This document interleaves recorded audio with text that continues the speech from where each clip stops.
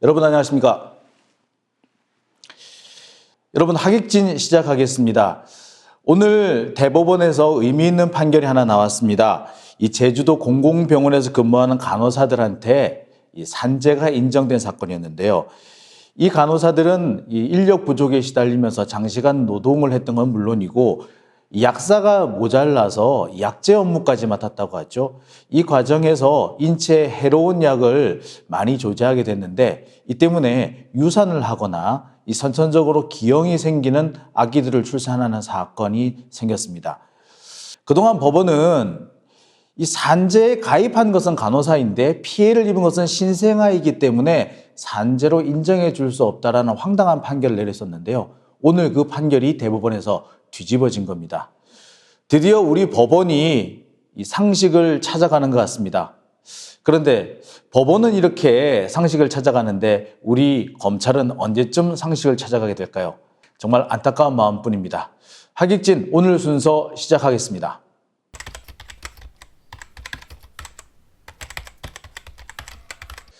자, 오늘 첫 번째 순서는 이 정경심 교수에 대한 재판입니다. 정경심 교수 재판은 두 가지를 저희가 준비를 했는데요.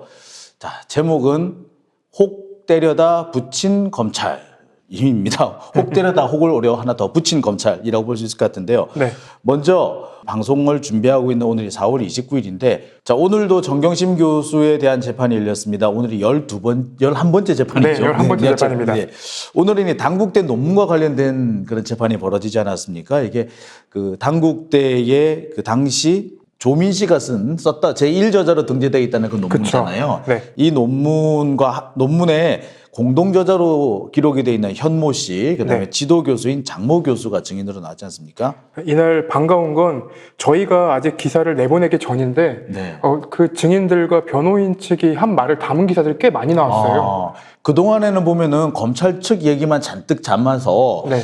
오후에 진행된 그 변호인 반대 신문이라든지 또는 정경심 교수에게 유리한 지술들은 하나도 안 나오는 경향이 많았는데 오늘은 좀 상황이 달랐군요. 항상 집에 가면은 혹시 내가 틀린 게 아닐까 고민을 진짜 많이 했거든요. 진짜 걱정했어요. 진짜 걱정 많이 했습니다. 예, 지금 우리 김태형 기자도 그렇게 얘기를 합니다만 저도 데스킹을 보면서도 이거 틀렸으면 어떡하지? 틀렸으면 어떡하지라는 조마조마한 마음 진짜 많았었어요. 네. 그래서 몇 번씩이나 태연아 이거 맞냐? 라고 물어봤을 정도입니다.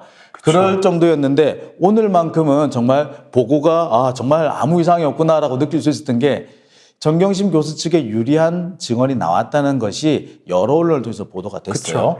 그러니까 검찰이 공소장에 담은 내용을 살펴보면요.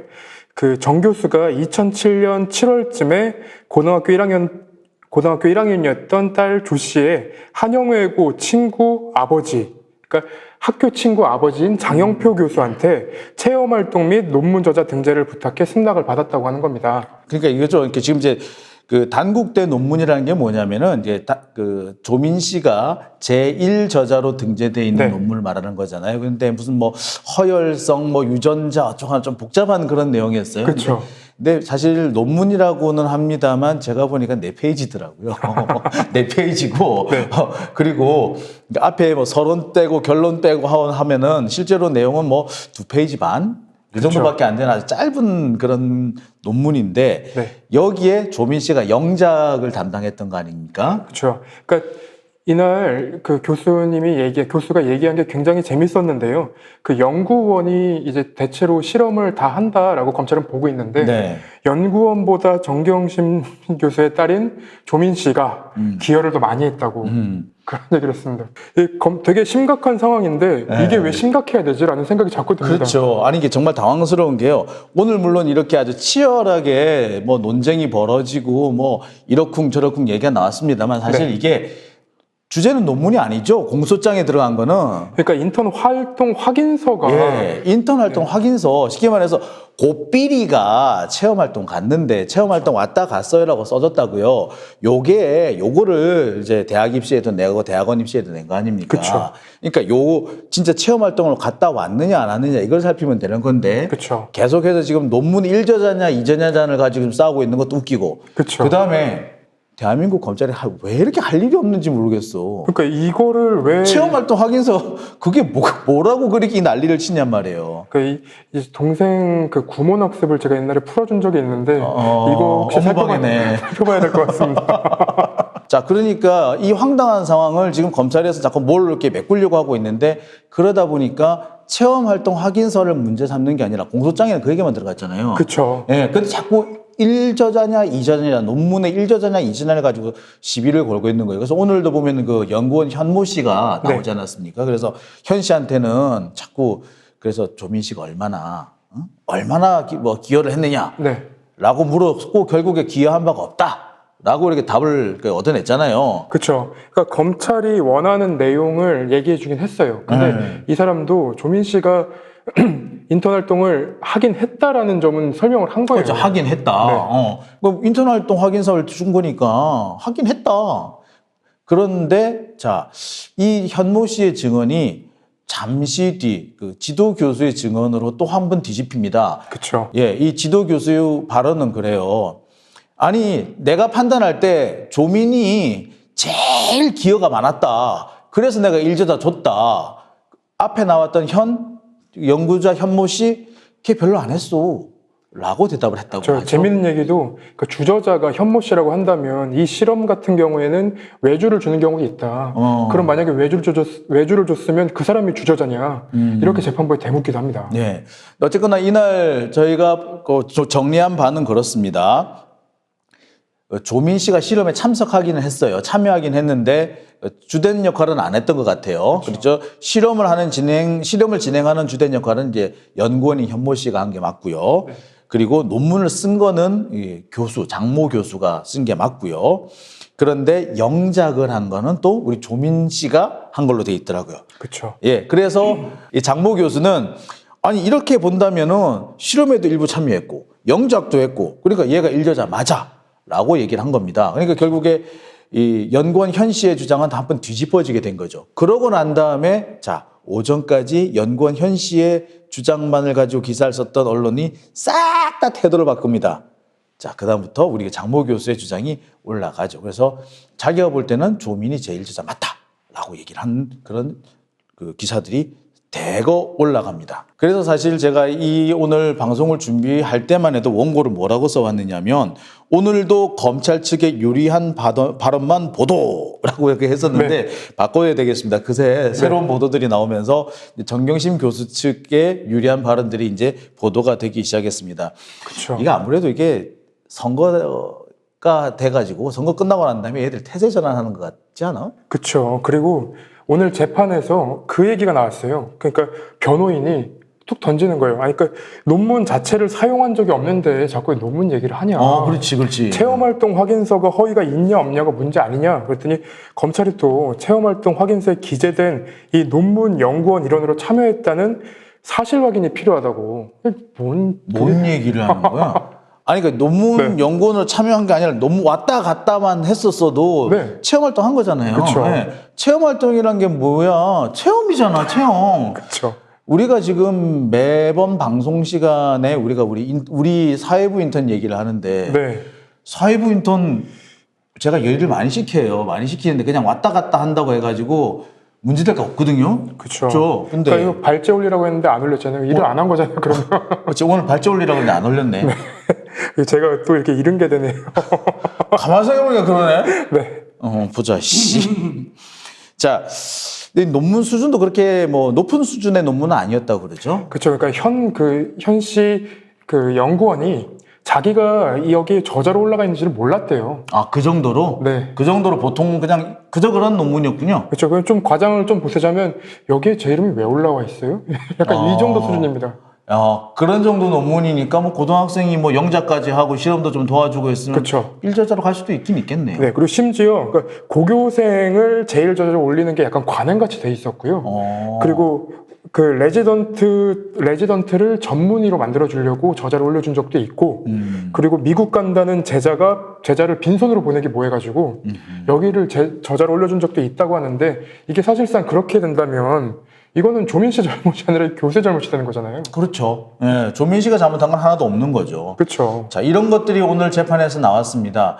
자, 이런 걸 보면은 검찰의 논리가 하나씩 하나씩 무너지고 있는 것 같은데, 네. 이게 무너진 건 무너진 거고, 검찰이 완전히 정경심 교수한테 개 발린 적도 있다면서요. 네.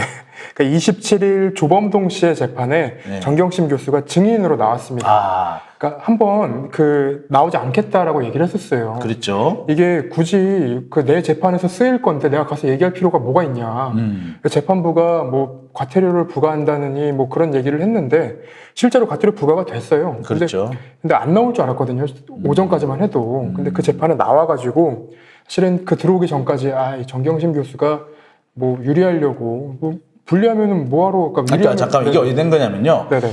여러분 잘 아시겠습니다만 이 사모펀드와 관련해서 조범동 씨가 재판을 받고 있는 거 아니에요? 네네네. 그렇죠? 근데 이 사모펀드와 관련해서는 조범동 씨하고 정경심 교수가 공범 상태잖아요. 네, 그렇습니다. 공범인데 지금 따로 재판을 받고 있는 거 아닙니까? 네. 자, 그런데 각각 따로 재판을 받고 있기 때문에 이 사람이 이제 증인으로 불러야만이 갈 수 있는 거잖아요. 그렇죠. 자, 근데 검찰로서는 이 정경심 교수를 불러오는 거에 어떻게 약간의 좀 상당한 기대를 걸었던 것 같아요. 그래서 그쵸. 승부를 보려고 했던 것 같아요. 왜냐면은 피고인으로 자리에 앉아 있으면은 변호인의 조력을 받을 수가 있는데. 그렇죠.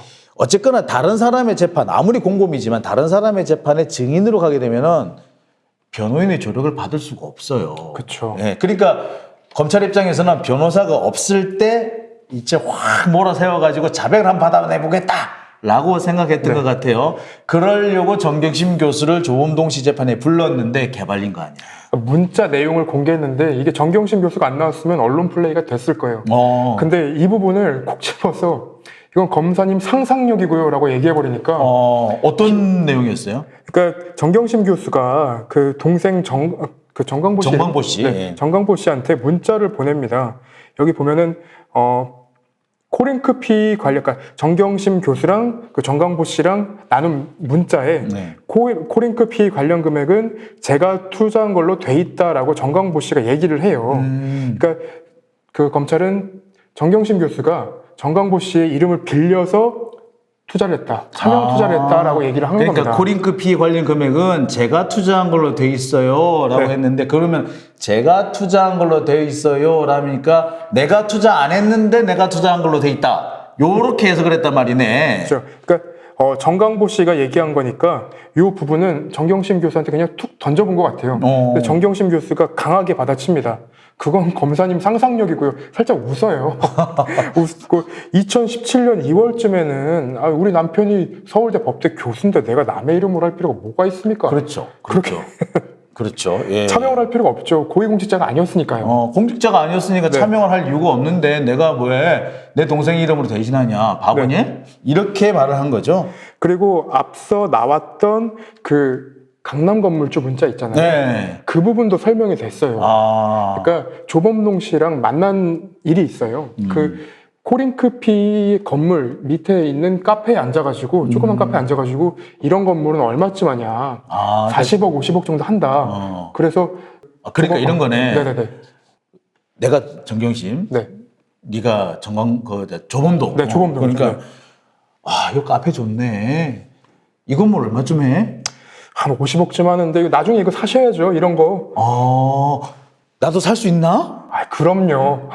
당연히 살 수 있죠. 그러니까 그 당시에 이제 네. 정경심 교수가 강북에 있는 건물을 가지고 있었잖아요. 그쵸. 예, 그게 한 30억 정도 네. 하는데 그러면은 이게 40억, 50억이면 내가 한 10억쯤 보태면 되겠네? 그렇죠. 그럼 난 강남 건물주 되는 거네? 그러니까 상식적으로 생각을 딱 해봤을 때, 이거를 대출을 받아서 사면 되는 거지. 되겠네, 그렇지. 그거를 굳이 여기다 돈을 맡겨가지고 투자를 해서 산 필요가 없잖아요. 그러니까 그 얘기를 하면서 그러면 나도 강남 건물주 될 수 있겠네라고 한 거였는데 그게 강남 건물주를 목표로 하고 이렇게 큰 차명 투자를 했고 이렇게 범죄를 저질렀다, 주가 조작을 했다라는 식으로 부풀린 거네요. 그렇죠. 그리고 정경심 교수가 수익률 같은 거를 써놓은 게 있어요. 근데 정경심 교수가 나와서 직접 설명을 합니다. 그러니까 이거를 검사님이 어떻게 얻으셨는지 모르겠다고. 근데 이거는 대여를 하고 나서 돌아오는 돈의 최대치를 적어서 내가 상상을 한 거라고. 그러니까 내가 내가 얻을 수 있는 돈이 이 정도 되지 않을까? 예를 들어서 이제 시험을 치러 갔는데 네. 내 점수가 못 치면은 50점, 잘 치면 80점. 아, 80점이면 내가 이렇게 되지 않을까? 뭐 이렇게 생각했죠. 그렇죠. 어디도 갈 수 있고 뭐도 할 수 있고 생각한 그런 상상을 적어놨던 거다. 그러니까 뭐 예를 들면 일기장이네. 그러니까. 일기장입니다. 그래서 이거 보통 저희 이제 고등학교에서 대학교 갈 때 일기장 많이 적잖아요. 저는 그 일기장에 한 450점 맞을 거다. 평소에 450점 안 나왔으면 그럼 그거는 만약에 제가 그 시험에 450점이 나왔으면 이거는 컨닝의 증거가 돼버리는 거잖아요. 야, 대단합니다. 하여튼 이날 정경심 교수는 상당히 영리하게 재판에 임한 것 같아요. 그래서 검찰이 혐의와 관련돼서 조금 민감한 질문을 하면은 증언을 거부하죠. 이거는 그쵸. 내 혐의와 관련된 부분이라서 내가 증언할 수 없다라고 하고 그 외에 그동안 검찰이 언론 플레이한 부분에 대해서는 자기 입장을 다 얘기를 합니다. 그래서 어떻게 내 일기장에 기록된 얘기를 가져가지고 그 재판에 쓰느냐. 심지어 검찰이 투자냐 아니냐를 따지고 있는데 이건 정말 너무한 거 아니냐라고 하면서 저 그것 때문에 상처받았어요 라고까지 그쵸. 얘기를 하죠. 그리고 청약, 그리고 엑시트 이런 투자 용어들 있잖아요. 그렇죠. 그걸 이제 근거로 삼아가지고 검찰은 자꾸 그쵸. 당신 투자한 거 아니야? 라고 주장을 했죠. 그러니까 이 청약이라는 그러니까 청약이라는 단어를 들으면 이게 투자라고 바로 떠오르는 사람이 없잖아요. 그렇죠. 근데 검찰이 물어봅니다. 이게 청약이 뭔지 왜 안 따졌냐. 정경심 교수가 그런 용어를 쓰면 그런가 보다 하지. 그렇지. 청약 이게 뭔가요? 라고 물어본 사람이 어딨냐고. 그렇죠. 그렇죠. 그러니까 이게 그날 재판에 나와가지고 정경심 교수가 정말로 연기를 한 거라면 대단한 사람이고요.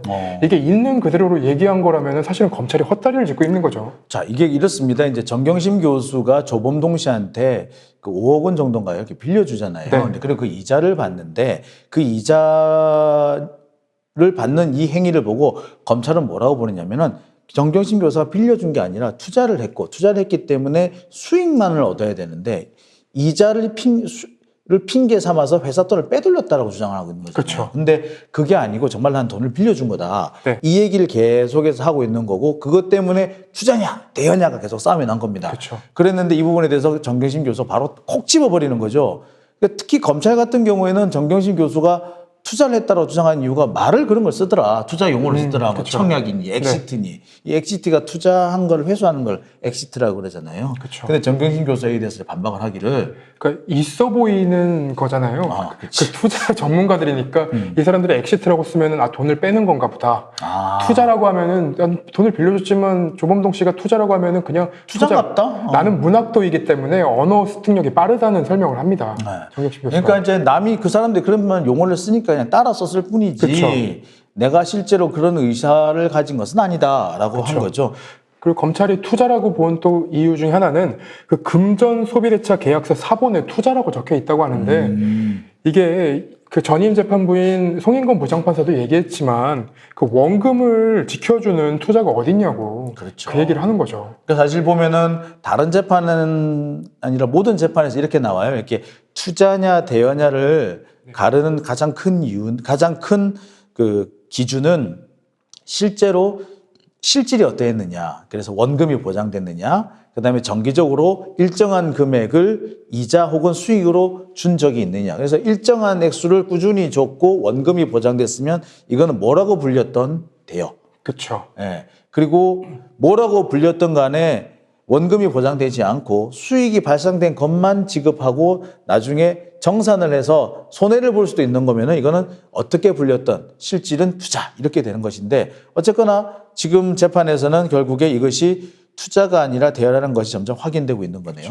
그리고 한 가지 더 언급하고 싶은 게 28일자 MBC의 PD수첩에서 이 사모펀드를 취재를 했어요. 아, 그렇죠. 재판에 나왔던 사람들을 취재를 했는데 이 그 증인들 그리고 피의자들 뭐 피의자로 아직 전환은 안 됐지만 그 증인들이나 참고인들한테 그 투자 그러니까 정경심 교수나 뭐 익성에 대해서는 묻지 않고 계속 조국 장관 얘기를 묻더라고 합니다. 아, 그러니까 이제 사실 이제 그 PD 추점 얘기가 그거 아니에요.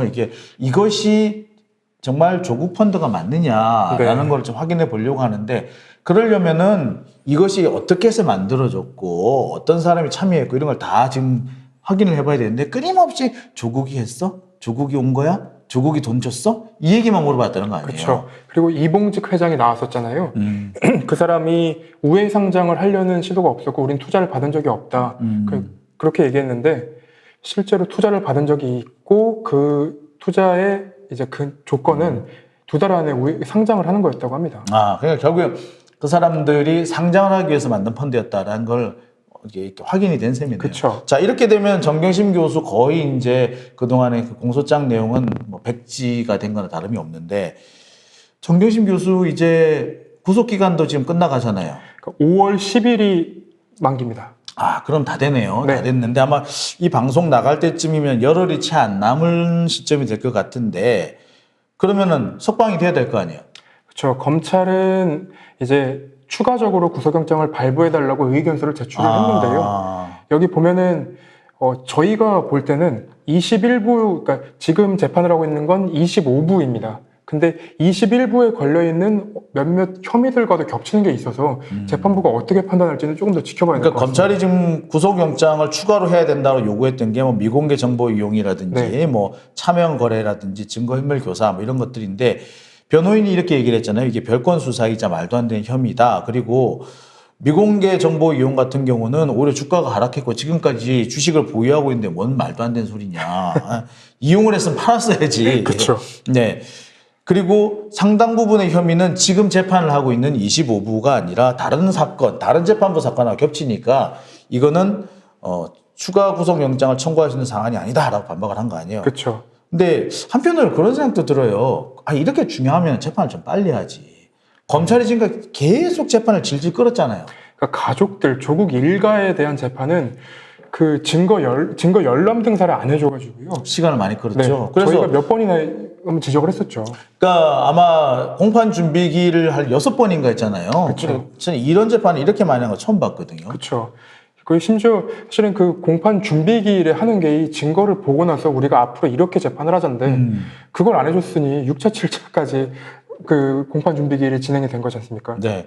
자, 그렇기 때문에 그 정경심 교수가 아마 석방되는 게 맞는 것 같은데 글쎄요, 뭐 어떻게 될지는 두고 봐야 되겠습니다만 재판부 분위기로는 일단 구속 기간이 끝나면 석방을 하는 분위기 쪽으로 좀 흐르고 있는 것 같아요. 지난 재판에 지난 그 보석을 기각하면서 그 보석을 기각하는데 확대 해석은 하지 말라라고 얘기를 했었으니까요. 그렇죠. 네. 예. 그러니까 아마 좀 더 지켜봐야 되겠습니다만 다음 달 초쯤이 되면 정경심 교수가 석방이 될 거라는 생각이 드네요. 일단 은근히 한번 기대는 한번 해보겠습니다.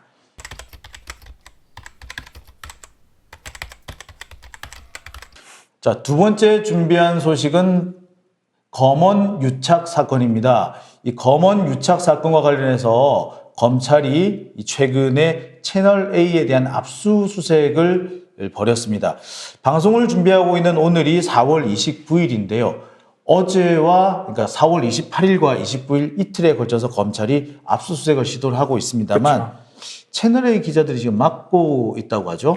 채널A 기자들뿐만 아니라요. 그 동아일보 사회부 기자들도 같이 스크럼을 짜고 있답니다. 그러니까 절대로 압수수색을 받아들일 수 없다라는 것이 자기들 주장이군요. 그리고 자료를 모아놓는 통합 서버실은 아예 그냥 다 같이 모여서 막고 있고요. 그러니까 기자들이 압수수색을 저지하고 있는 건데 지금까지 1박 2일이 압수수색이 진행되고 있는데 보기에 따라 2박 3일이 될 수도 있겠네요. 2박 3일이 돼서 압수수색을 하면 모르겠는데 이게 1박 2일에서 그냥 끝나버리지 않을까. 압수수색을 하는 모양새를 보여줬으니 사실 그게 제일 걱정되죠. 그러니까 오늘 제가 채널A 앞을 지나가면서 이제 봤더니 어떤 분들이 1인 시위를 하고 계시더라고요. 이거 짜고 치는 고스톱 아니냐. 한쪽에서는 압수수색 하는 척하고 한쪽에서는 막는 척하고 결국에는 압수수색을 안 하겠다라는 액션이 아니냐라는 그렇게 주장하시는 분들이 계시긴 그렇죠. 하더라고요. 이제 와서 이미 제출로 받기도 좀 뭐한 게요. 이미 제출하라고 이미 시간을 많이 줬어요. 그렇죠.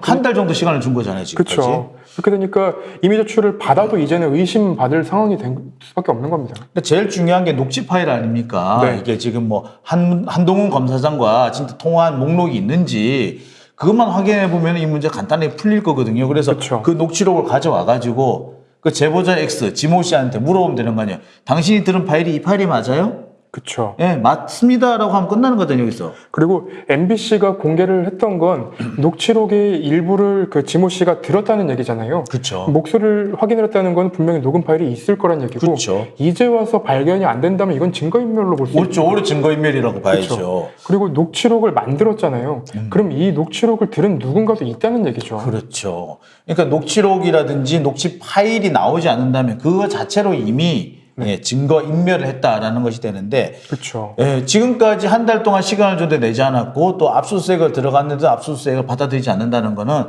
사실상 수사를 받을 의지가 없다라고 보는 게 맞겠죠. 그렇죠. 그 수사를 할 의지가 있는지도 조금 의문시가 되는 게 지난번 민원연에서 그 고발인 조사받았던 김서중 대표가 그 고발인 조사를 받으러 갔는데 1시간 동안 갑작스러운 회의가 생겨서 나를 놔두고 그냥 멀뚱하게 놓고 나갔다. 그리고 40분 정도 조사할 때는 어떤 의지를 보이거나 뭐 안 하겠다라는 표현을 한 건 아닌데 그냥 좀 잘 진행될까라는 의심이 됐다. 그러니까 1시간 한 40분, 한 2시간 정도 조사를 그쵸. 받았는데 1시간 정도는 회의한다고 떼먹고 그쵸. 그 나머지 한 40분 정도 그 조사를 하면서 그것도 되게 무성의하게 하더라. 그렇죠. 예. 이래서 이게 과연 수사가 제대로 될까 걱정스럽다라는 그런 얘기를 그쵸. 하셨던 말씀이 아니에요. 자, 참 근데 그 두 채널 A 같은 경우에는 좀 바보스럽다는 생각이 들어요. 만약에 이렇게 해가지고 결국에 검찰 수사를 안 받게 된다면 이게 조직적으로 증거를 은폐하고 수사를 방해한 것이기 되기 때문에 그 처벌은 피할 수 있을지 몰라도 지금 당장 제어가 문제가 다시 걸려들 텐데 그렇죠. 이 방송법상의 지금 피하기 어려워 보이거든요. 네. 근데 어찌 될지 모르겠네요. 그리고 채널 A가 약간 지금 이제 진퇴양난인 게 그 녹취록에는 그 법조 팀장과 그리고 법조 부장 거의 사장까지 언급했다는 얘기가 나오더라고요. 그렇죠. 그러니까 뭐 간부들이 언급돼 있어요. 네. 그래서 자기 이제 차장급인 간부, 법조팀에 차장급인 간부가 네. 있고 그다음에 부장 얘기도 등장을 해요. 네. 그러니까 사실 뭐 사회부장이 알았다면 회사 전체적으로 대충 알고 있다는 그렇죠. 얘기거든요. 그러면 여태까지 채널 A 윗선은 몰랐다고 얘기한 게 거짓말이 되거나 그러면 오히려 지금 더 상황이 커질 수도 있다는 좀 징조도 보입니다. 자, 근데 뭐 황당한 거는 이 사건을 가지고 괜히 엉뚱하게 MBC는 왜 압수수색 안 하냐는 말로 튀었어요. 기계적 중립을 지키라는 건가요? 이건 난 이해할 수가 이해가 안 없습니다. 가는 게 그렇지 않습니까? 이게 MBC는 도둑이야라고 외친 사람이에요. 그죠? 근데 네. 도둑이야라고 외친 사람한테 너 명예훼손했다? 라고 해서 수사를 한다는 그런 상황밖에 안 되는데 과연 이게 옳은 건지 그렇죠. 의심스럽습니다. 그리고 그 최초 보도가 됐을 때 압수수색을 한다는 최초 보도가 됐을 때 거기에는 지모 씨랑 이철 전 인베스트콜 그러니까 VIK 대표랑 그리고 지금 의혹을 받고 있는 한모 검사장이 한 세트로 묶여서 이 사람들에 대해서는 압수수색 영장이 발부되지 않았다, 포함되지 않았다 범위가 이렇게 얘기를 하는데 사실은 이건 따로따로잖아요. 이 사람 그렇죠. 한모 검사장은 당사자고 이 사람들은 어찌 보면 참고인, 어찌 보면 증인인데 이거를 왜 엮어서 보도를 했을까라는 의심이 남더라고요. 그러니까 이게 이제 뭐 법조계 용어로는 가르마 탄다라는 얘기를 합니다. 그래서 여기에 붙일까 저기에 붙일까 거기에 따라 가지고 그 재판의 결론이 달라진다라고 해서 그걸 가르마 탄다라고 얘기를 하거든요. 네. 가르마를 희한하게 탄 거지. 그렇죠.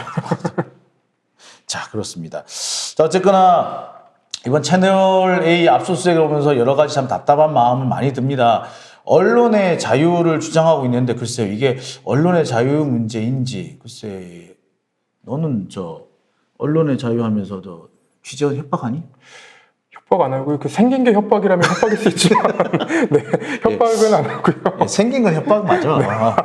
예, 많은 사람들이 저보고 용기 있는 사람이라고 그럽니다. 얘를 제가 이 김태현을 그냥 툭툭 건드리고 한다고. 아니 근데 저는 항상 갖고 있는 생각 그겁니다. 그러니까 어찌됐든 지금 기자들은 팩트 파인더잖아요. 그렇죠. 그러니까 팩트를 자기 자신한테서 찾을 수 있는 건데 이걸 못 찾는다, 이걸 감춘다라는 거는 의심할 수밖에 없다는 상황이죠. 네. 그러니까 일부 언론에서는 그런 얘기도 해요. 31년 만에 압수수색이다. 근데 제가 알기로는 그렇지 않거든요. 생각보다 엄청 많아요. 2008년에 뭐 제가 기억하는 것만으로도 2008년 이 광우병 보도 났을 때 MBC에 네. 대해서 압수수색이 있었고 얼마 전 재작년인가요? 드루킹 사건 때 TV조선 기자들이 그 뭐 이렇게 뭐 PC 반출하는 거 있잖아요. 네. 예, 그거 관련해 가지고 또 압수수색 같은 걸 받은 적이 있어요. 이런 사태 사실 제법 있었어요. 있었는데 이제 그 압수수색을 받을 건지 말 건지 뭐 그까지 싸움도 나고 했었는데 이게 31년 만에 압수수색이다라고 말하는 거는 그래서 제가 볼 때는 어거지가 아닌가라는 생각이 들어요. 그래서 괜히 뭐 지들이 생전에 뭐 그 문재인 정부를 뭐 진보 정권이다 민주 정권이다 인정도 안 했으면서 민주 정권에서 이런 일이 없었다라는 그렇게 기사를 쓰는 데도 봤던데 네. 아휴 속 보인다 임마. 자 어쨌거나 이번 채널A 사건 앞으로 좀 더 지켜봐야 될 것 같습니다. 다음 소식 넘어가겠습니다.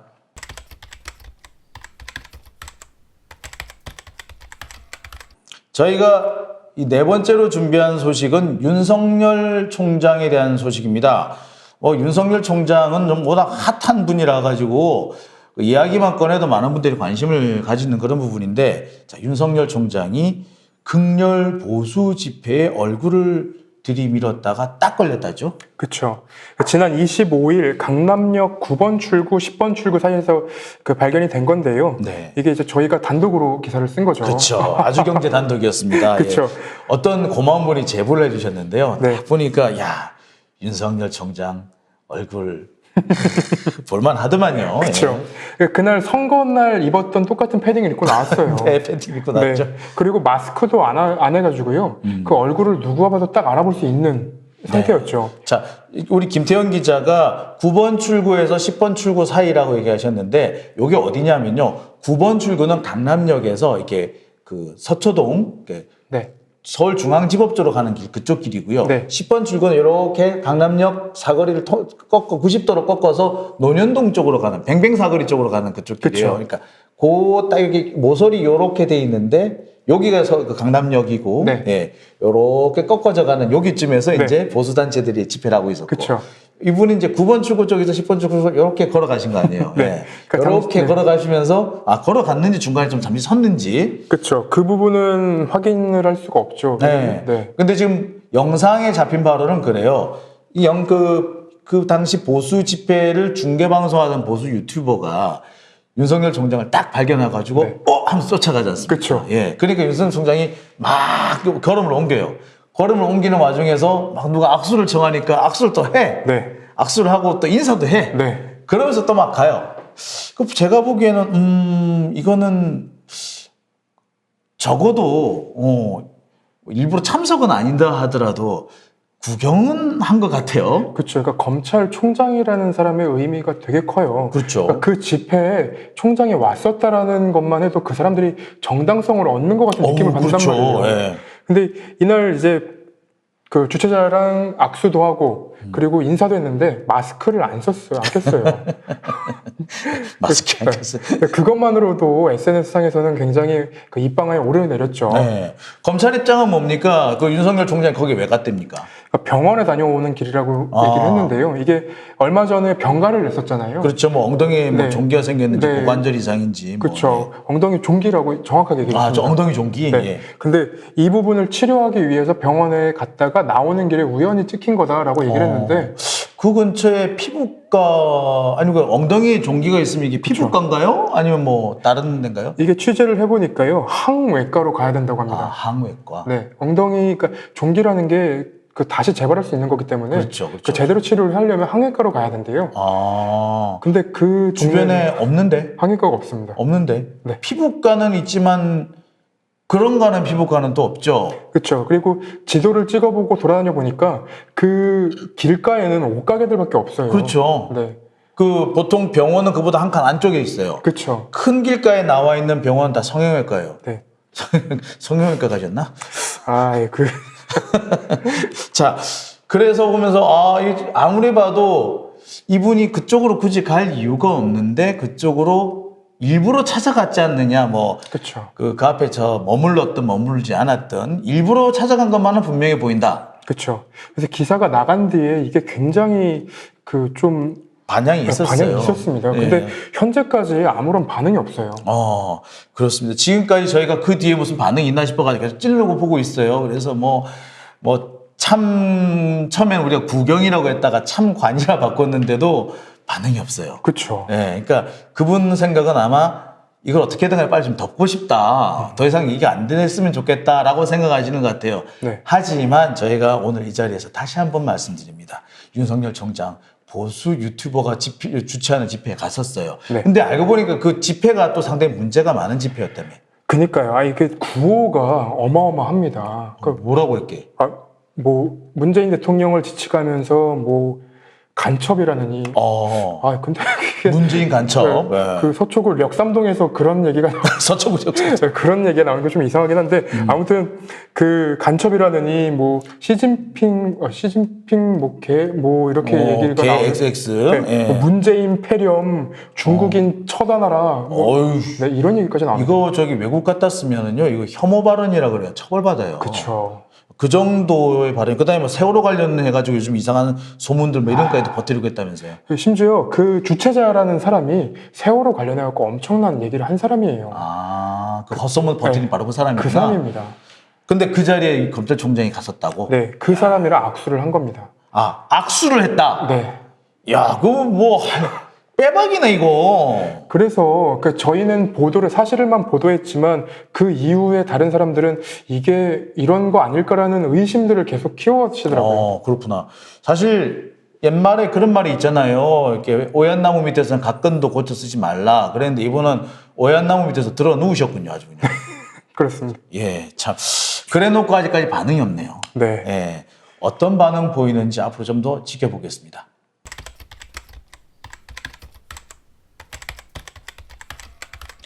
자, 다음으로 저희가 준비한 소식은 라임 사태 부분입니다. 이 라임 사태 정말 소문이 무성하죠.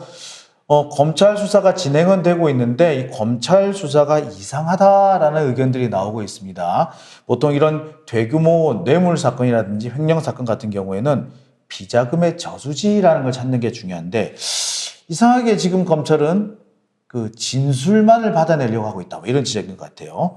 그러니까 영화나 드라마 같은 데를 보면은 그 사람들이 상황판을 만들어 놓잖아요. 그렇죠. 여기가 그러니까 이 사람 딱 타고 올라가다 보면은 여기에는 그 비자금 저수지가 나오는데 그렇죠. 사실은 계속 보도가 되는 것들을 보면은 이 사람도 혐의가 있을 것 같아, 이 사람도 있을 것 같다입니다. 그러니까 그 관련자들을 잡아오긴 잡아오는데 네. 그래서 이 사람을 잡아왔으니까 뭐 이 사람 잡아오면 되고 그러니까 처음에는 이 라임과 관련해서 중요한 역할을 했던 실무자를 잡아왔어요. 네. 그래서 이 실무자가 잡혀왔으니까 이제 뭐 어느 정도 실체를 파악할 수 있을 것 같다. 라더니 조금 있다가 이제 이종필 씨와 김봉현 씨를 잡아오잖아요. 사실 이분들이 이제 제일 핵심되는 인물입니다. 이 사람들 잡으니까 이제 근데 다 잡았구나 하는 생각했는데 그쵸. 이번에 또 말이 바뀌어요. 그거 말고 뭐 회장 3명이 더 있다. 그래서 뭐 리드니 뭐 이런 데 가서 걔들도 잡아야 된다. 뭐 스타 모빌리티니 뭐 이런 데 네. 잡아야 된다. 그래서 3명을 더 잡아야 된다라도 바뀌어요. 네. 이렇게 되면은 도대체 사람 잡다 끝나겠다라는 얘기인데 사실은 이런 사건에서 제일 중요한 게 뭐냐면 돈의 흐름이잖아요. 그렇죠. 돈. 그러니까 돈이 어디로 흘러가서 어디서 어떻게 나왔다. 이런 걸 찾는 건데 그런 거 찾을 생각 안 하는 것 같아요. 그러니까 이전에 나왔던 보도들이나 검찰의 수사 내용들을 보면은 사실은 어떤 사람을 딱 잡고 나면 그때부터는 그냥 그 급물살을 탄 것처럼 그렇죠. 봤잖아요. 쭉 하지. 근데 이번 사건 같은 경우에는 계속 이렇게 땜에 막히는 느낌입니다. 그러니까 이게 이렇거든요. 그러니까 돈의 흐름을 딱 찾아놓고 나면은 네. 중간중간에 포인트마다 이게 좀 확인해야 될 게 있어요. 그렇죠. 그 확인해야 될 거를 바로 핵심 인물을 잡아다가 확인을 하는 거예요. 그러니까 그래서 이거구나 해서 타타타닥 넘어가면 되는데 지금은 이 돈의 흐름을 지금 못 찾고 있는 것 같아요. 그러니까 지금 이 라임 사태와 관련해서 총 투자액이 뭐 5조인가 그렇고 네. 피해액이 1조 4천억 원, 뭐 6천억 원 정도 된다 그러고 여기에 중간에 빼돌린 돈이 수백억 원에서 수천억 원 정도 된다고 합니다. 그렇죠. 그러니까 검찰이 말하고 싶은 건 어떤 비자금 저수지가 아니라 요 여권에 누군가 연관이 돼 있다 그렇죠. 이런 게 아닐까 싶어요. 그러니까 여권에 누군가를 찾으려고 해도 비자금 저수지를 갖고 이 돈이 누구한테 갔네? 야, 그럼 얘 잡아와. 이렇게 돼야 정상인데 그렇죠. 지금 그게 아니라 그거지. 누구 좀 풀어봐. 최강욱이야, 유시민이야. 하여튼 풀어줘. 풀어봐. 그럼 나머지 우리가 알아서 할게. 이거 아니에요, 지금 상태가. 그렇죠. 그러니까 이게 지금 이런 식으로 계속 수사를 하는 것이 과연 정상적인 수사이냐?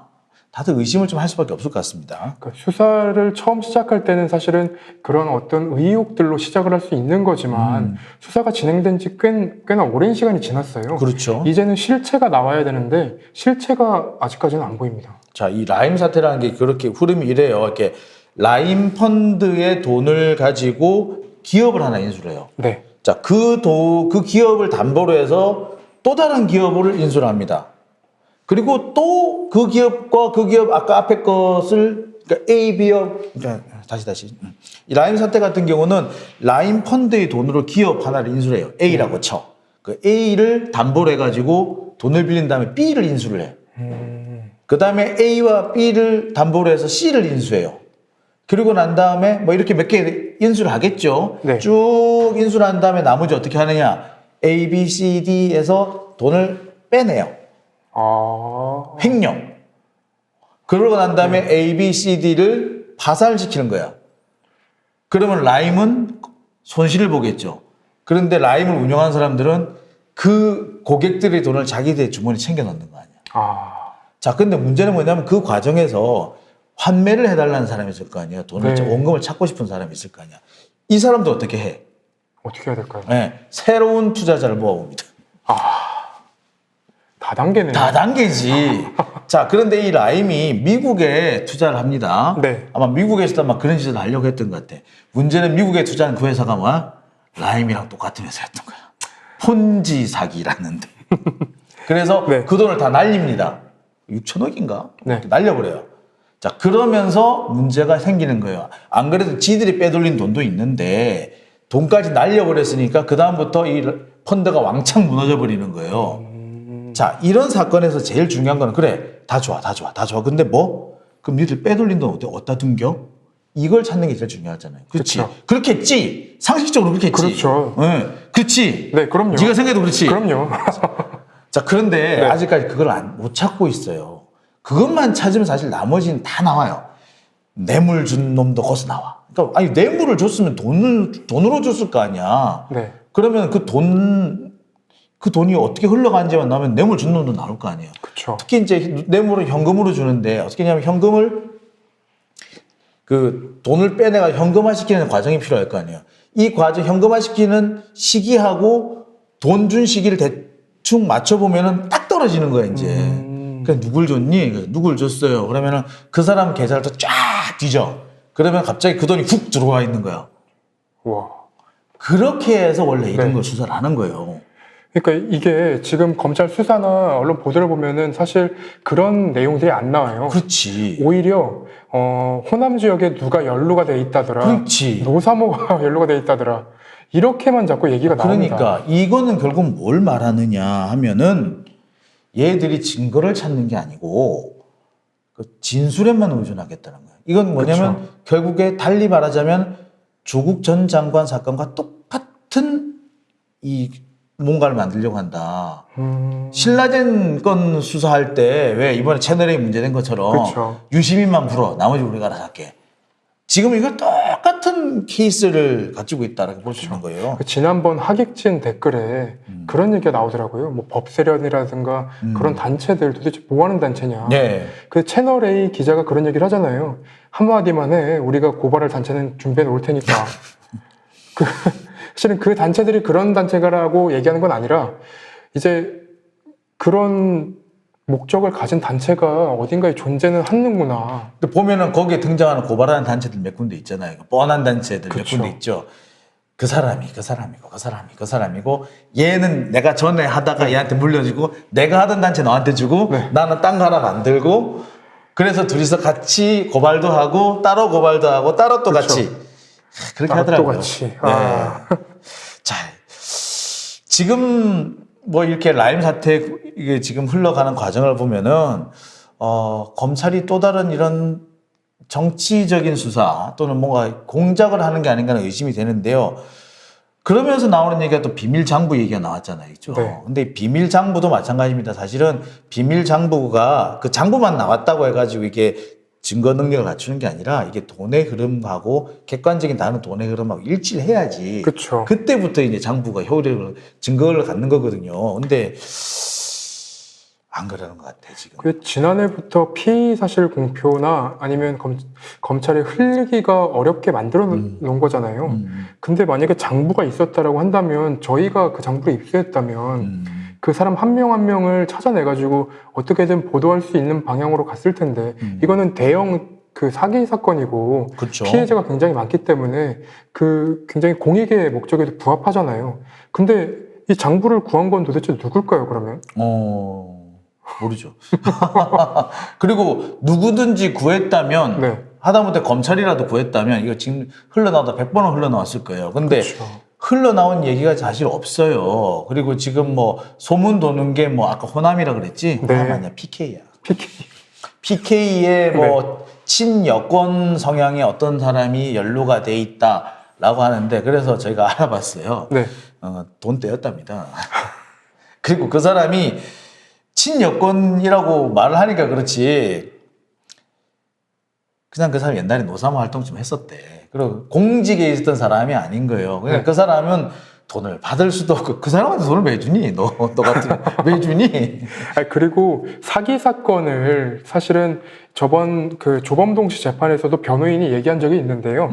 그러니까 사기 사건에서도 그 시점을 하나만 똑 떼놓고 보면은 그 피해자가 피의자로 둔갑할 수 있다고도 얘기가 나옵니다. 맞아요. 네. 예. 이 사기 사건 같은 경우가 대표적인 네네. 거예요. 어떻게 보면은 이게 완전한 피해자가 있을 수 있는데 중간에 그 거치는 사람이 있거든요. 네. 이 사람은 피해자임에도 어떨 때는 가해자처럼 보일 때가 있어요. 그러니까 요런 것들을 아마 좀 얘기하시는 것 같아요. 그러니까 네. 요런 거를 이렇게 검찰이 잘 이렇게 악용해가지고 누가 하나 뒤집어 씌우려고 하는 것 같은데 그렇죠. 이제는 힘들 네. 것 같습니다. 아마 제가 볼 때는 저희 하객진 같은 이런 프로그램을 열심히 보시는 우리 시청자 여러분들이 계시기 때문에 그렇게 하기 어려울 것 같아요. 그죠? 네, 매번 배우고 있습니다, 시청자들한테. 그렇지. 댓글 근데 많이 보는구나, 너. 많이 봅니다. 근데 거기 보면은 굉장히 매의 눈이신 분들이 많아요. 오늘로 버벅된 것도 알겠다. 그럼요. 자, 그러면 우리 다음 소식 넘어가겠습니다.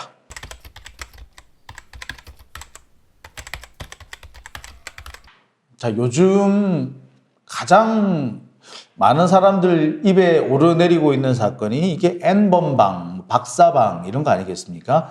자, 그런데 이 최근에 이 아동 음란물, 아동 성착취물을 만든 혐의로 미국으로 압송이 될 사람이 하나 생겼다 그러죠. 그쵸. 손모 씨라고 돼 있는데 손정우 씨 뭐 네. 이름이 다 나왔으니까. 그쵸. 자, 이분이 미국 송환 재판을 받게 된다고 합니다. 무려 20만 건의 아동 음란물입니다. 예. 20만 건이라고 한다면 한 사람을 여러 번 찍었을 수도 있고 여러 사람을 찍었을 수도 있는데 어찌됐든 20만 건이에요. 근데 우리나라에서는 네. 20만 건이나 찍었는데 징역 1년밖에 안 받았잖아요. 우리나라는 도대체 왜 그런지 모르겠습니다. 그 성 관련된 범죄에 너무 자비로워요. 특히 이제 뭐냐면은 우리가 이게 생각을 잘못하고 있는 게 아동 음란물도 일종의 음란물이 아닌가 생각하는데 아니에요. 아니죠. 이 아동 음란물이나 미성년자 성착취물 같은 경우에는 이게 이런 데 탐닉하는 사람들은 거의 100%, 거의 100% 들어갑니다. 다른 범죄를 저지를 가능성이 높다고 그래요. 그리고 아동은 아직까지 판단 능력이 없단 말이에요. 이 아동한테 뭐 신뢰감을 줄 수 있는 누군가, 뭐 이웃집, 뭐 삼촌 이런 사람이 시킨다면 이 아동이 판단할 근거가 없어요. 네. 그러니까 이 아동을 자기 마음대로 이제 마음대로 할 수 있다는 걸 가지고 정말 자기 욕심을 다 채운 건데 이건 뭡니까? 약자거든요. 나보다 약한 사람을 상대로 해서 벌이는 행동이잖아요. 그렇죠. 나보다 약한 사람을 상대로 해서 벌이는 행동이기 때문에 이런 사람들은 자기보다 약한 사람들한테 다른 범죄도 저지를 수 있다라고 보는 겁니다. 그렇죠. 그리고 이게 점점 발현이 되고 확대되면 나중에 뭐가 되느냐? 뭐 아주 좀 극단적인 얘기긴 합니다만 사이코패스 더 나아가서 연쇄살인범이 될 가능성도 있다고 그래요. 그렇죠. 연쇄살인범들 상당수가 이렇게 좀 이상한 형태의 엽색 음란물에 노출되거나 그쪽을 탐닉하는 경우가 되게 많다고 그래요. 그렇죠. 그래서 서울 고법에서 송환 재판을 이제 시작을 하는데 범죄인 인도죠, 이거는. 네, 정확하게 말하자면 범죄인 인도 재판이에요. 그렇죠. 송환은 우리 국민이 외국에서 범죄를 저질렀을 때 그 사람을 국내로 잡아오는 거를 송환이라고 그러고, 이거는 우리나라 사람을 외국으로 보내는 거잖아요. 범죄인 인도라고 보는 거 근데 맞죠? 인도 청구 사유가 자금 세탁이라고 합니다. 네. 이 부분이 왜 자금 세탁인지 이해가 잘 안 됩니다. 이게 뭐냐면은 네. 이 우리나라 법에 범죄인 인도법이라는 게 있어요. 이 네. 범죄인 인도법이 있는데 여기에 보면은 국내에서 이미 처벌받은 사안에 대해서는 외국의 범죄인들을 못하게 돼 있습니다. 일사부재인가요? 일종의 그런 걸로 볼 수 있죠. 그렇기 때문에 이사 손정우 씨를 미국으로 보내려면은 음란물 제작 말고 다른 혐의로 보내야 되는 거예요. 그러다 보니까 자금 세탁을 이게 인도 사유로 한 겁니다. 자, 네. 근데 그렇다고 해서 이 사람이 미국에서 이 자금 세탁만 가지고 처벌받느냐? 그건 또 아니에요. 아, 그래요? 일단 미국 가면 미국 마음이야. 갑자기 이렇게 묵었던 뭔가가 쑥 내려가는데요? 이게 많은 분들이 좀 오해를 하시는 분들이 있어요. 이게 범죄인 인도법에 따라 가지고 자금 세탁만 가지고 넘어가기 때문에 네. 뭐 그럼 사실 미국 정부가 한국 정부에 보증서도 써주고 이래야 돼요. 그렇기 때문에 이게 생각하는 것보다 처벌이 낮을 수 있다. 아니에요. 우리나라에서는 성 관련한 거는 뭐 2, 3년밖에 안 받잖아요. 네. 미국 가면 어떻게 되는 건가요? 특히 아동 성범죄 같은 경우는 제일 싸게 나와야 10년이에요. 싸게 나와야. 그리고 뭐 자금 세탁 같은 경우도 이게 그냥 그 기업의 수익을 빼돌려서 탈세를 위해서 하는 경우하고 네. 또는 뭐 이번 것처럼 범죄 수익을 은닉하기 위해서 한 거하고 또 천지차이예요. 그리고 그래서 마약이라든지 성범죄와 관련된 범죄 수익을 은닉하기 위해서 자금 세탁하는 경우에는 또 세집니다. 확 세져요. 자, 그리고 또 있습니다. 네. 음란물이 20만 건 뿐일까? 우리나라에서 찾은 게 20만 건 아닐까? 그쵸. 한 건만 어디에 하나 걸려봐. 그러면 외국으로 유포된 것도 찾을 수 있겠네요. 그렇죠. 그러니까 우리나라 지금 법원에서 하는 거는 지금 현재 우리나라 법원에서 알고 있는 것만 가지고 한 거예요. 근데 모르는 게 있을 수가 있어요. 그렇죠. 네, 모르는 게 있을 수가 있고, 그 다음에 이 사람이 그동안에 만든 게 이것뿐이라는 보장이 어디 있어. 그리고요, 또 사실 원칙적으로 따지면 그게 있습니다. 보증서를, 그러니까 우리 대한민국에서 처벌받은 거 그 나라 가가지고 처벌 안 받도록 해주세요라고 보증서를 준다고 하잖아요. 네. 안 받아도 돼요. 그러니까 보니까 뭐다? 일단 미국에 보내면 미국 마음대로 하세요, 사실은. 거의 뭐 아오지 탄광 같은 그런 거면서 그렇습니다. 예. 더군다나 이 과정을 한국과 미국의 법무부가 함께 진행하고 있잖아요. 제가 볼 때는 약간 그런 상황을 염두에 두고 진행하는 것 같아요. 그러니까 첫 번째, 자금 세탁만 가지고도 특히 이게 아동성 범죄 수익을 은닉하기 위한 거기 때문에 처벌이 세질 수 있다. 두 번째, 이것뿐일까? 또 있을 수 있다. 그렇죠. 세 번째, 처벌하게 내비둬. 이중처벌 받으라 그래. 라는 세 가지를 다 담고 있는 게 아닐까라는 생각이 들어요. 저는 갑자기 궁금해지는 게 이게 20만 건이잖아요. 네. 혼자서 하기는 힘들었다고 좀 생각이 그렇죠. 들거든요. 혹시나 공범이 발견이 된다면 그 사람들도 처벌이 이렇게 강하게 될까요? 그렇습니다. 이 건 같은 경우에는 엄청나게 강하게 처벌받습니다. 아동 음란물 같은 경우에는 네.